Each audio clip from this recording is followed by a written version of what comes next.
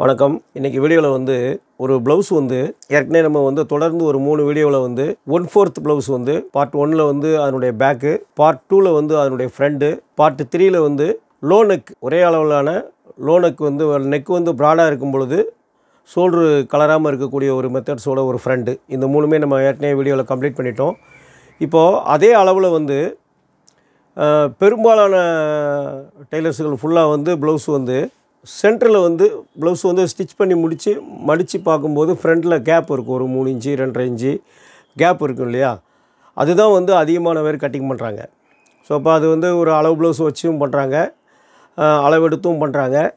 அப்போ நம்ம அளவெடுத்து பண்ணினாலும் சரி, ஒரு அளவு ப்ளவுஸ் வச்சு பண்ணாலும் சரி, அந்த வழிமுறைகளை பாடியினுடைய அளவில் இருந்து எப்படி நம்ம வந்து பங்கீடு பண்ணி அந்த ப்ளவுஸை கட் பண்ணணும் அப்படிங்கிறது தான் இன்றைக்கி நம்ம பார்க்க போகிற வீடியோ.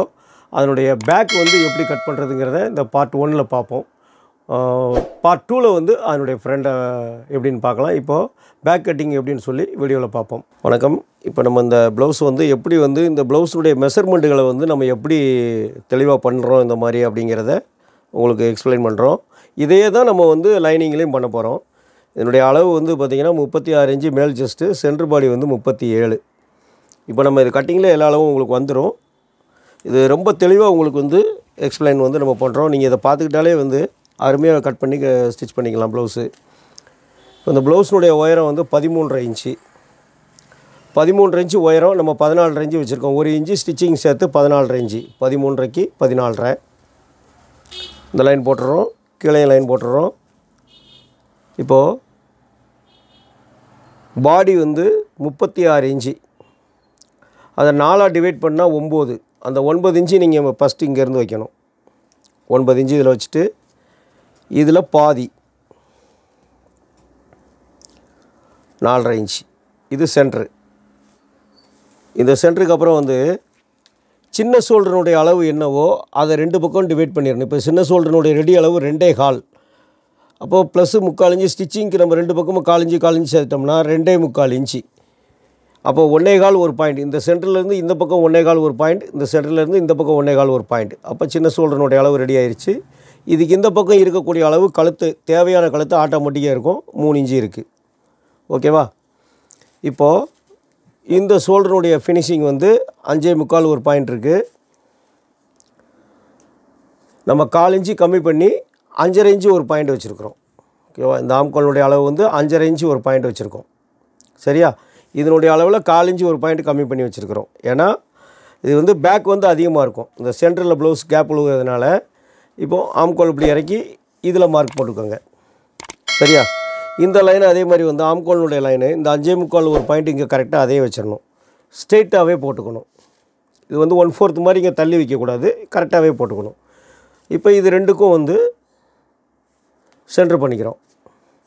இப்போ பாடியினுடைய லூஸ் வந்து பாடி 36 இன்ச்சு, 9 இன்ச்சு இங்கே வச்சுருக்கிறோம், ப்ளஸ்ஸு 3/4 இன்ச்சு இங்கே வச்சுக்கிறோம். ஓகேவா? அடுத்து பேக் நெக்கு.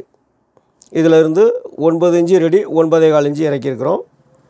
மேலே 3 இன்ச்சு இருக்குது, இங்கே வந்து 3.25 வச்சு இந்த லைன் போட்டிருக்கிறோம். நெக்கு தேவையான அளவுக்கு எடுத்துக்கிறோம். இப்போது இந்த 2 சென்டருக்கும் சின்ன ஷோல்டருக்கு சென்டருனுடைய அளவை அப்படியே அந்த சென்டர் கீழே வந்து கரெக்டாக எடுத்துடுறோம். இந்த சென்டர் வந்து அப்படியே கீழே கரெக்டாக வந்துடுது. இந்த சென்டரில் இருந்து இடுப்பு வந்து 32 இன்ச்சு, 8 இன்ச்சு இடுப்பு, ப்ளஸ்ஸு 3/4 இன்ச்சு டாட்டுக்கு, அதுபோக ப்ளஸ்ஸு 3/4 இன்ச்சு இந்த மேலே எக்ஸ்ட்ரா வச்ச 3/4 இன்ச்சு, அதுக்கு 2 சேர்ந்து 1.5 இன்ச்சு. இந்த 8 ப்ளஸ் இங்கேருந்து 1.5 இன்ச்சு வச்சுக்கிறோம். இப்போ அந்த 3/4 இன்ச்சு டாட்டை வந்து இந்த மார்க்கில் இருந்து இந்த சென்டரில் இருந்து இங்கேருந்து 3/4 இன்ச்சு வைக்கணும். இந்த 3/4 இன்ச்சுக்கு 2க்கும் சென்டர் பண்ணிவிட்டு வந்து அதுக்கு நேரம் ஸ்ட்ரெயிட் எடுக்கணும். அதுதான் டாட் பாயிண்ட், பேக் டாட்டு. அந்த சென்டர் எடுத்துகிட்டு வந்து டாட் மார்க் பண்ணிக்கிட வேண்டியது. ஸோ இப்போ இடுப்புக்குள்ள அளவு கிடச்சிருச்சு. இப்போ பேக்னுடைய இது அவ்வளோதான். இப்போ நீங்கள் ஆம்கோலை செக் பண்ணி பார்க்கும்போது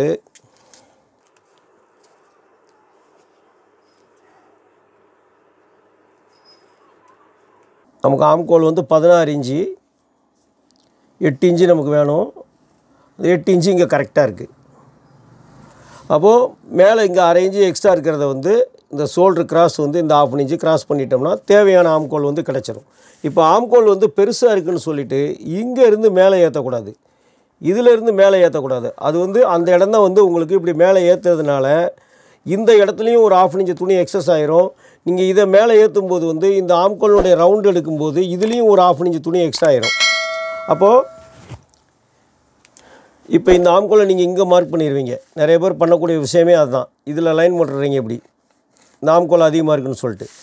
அப்போது இந்த லைனில் எடுத்த உடனே இந்த ஆம்கோலுடைய ரவுண்டு வந்து இப்படி எடுத்துருவாங்க. இங்கேருந்து எடுத்துடுறாங்க, இப்படி எடுத்துடுறாங்க.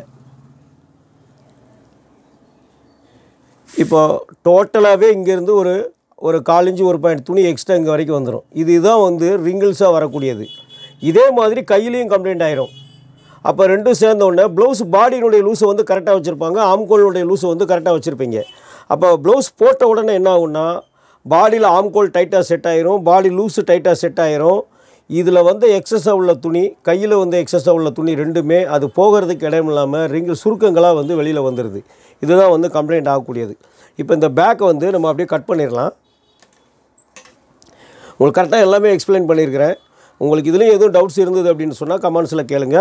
திரும்பவும் அடுத்து வரக்கூடிய வீடியோக்குள்ளே எக்ஸ்பிளைன் பண்ணிடுவோம். இது எப்படியே கட் பண்ணிக்கலாம்.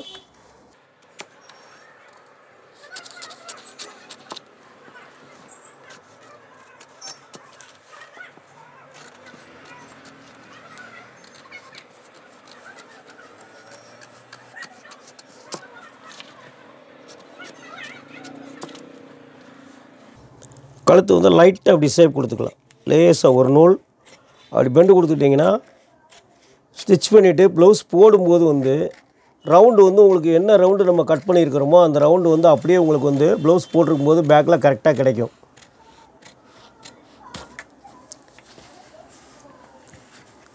இப்போ ஸ்டிச் பண்ணி முடித்தோடனே இந்த ப்ளவுஸ் கழுத்து இப்படி விரியும் பொழுது இந்த கழுத்து வந்து ஸ்ட்ரெயிட்டாக அந்த ரவுண்டோடைய எனக்கு இப்படி ஸ்ட்ரெயிட்டாக வந்து கரெக்டாக கிடைக்கும். ஓகேவா? இந்த மாதிரி கட் பண்ணி பாருங்கள், சிறப்பாக இருக்கும். இந்த பேக் எப்படிங்கிறத வந்து நம்ம பார்த்துட்டோம். இதனுடைய ஃப்ரண்ட் என்னங்கிறது வந்து நெக்ஸ்ட் அடுத்த வீடியோவில் வந்து பார்ட் 2ல் வந்து இப்போது ஏற்கனவே வந்து நம்ம பார்ட் 1 பார்ட் 2 பார்ட் 3ன்னு சொல்லி வந்து 1/4 ப்ளவுஸ் போட்டோம். இப்போ இது வந்து பார்ட் 1 வந்து பேக்கு, பார்ட் 2ல் வந்து நம்ம ஃப்ரண்ட் எப்படிங்கிறத பார்ப்போம். ஓகே.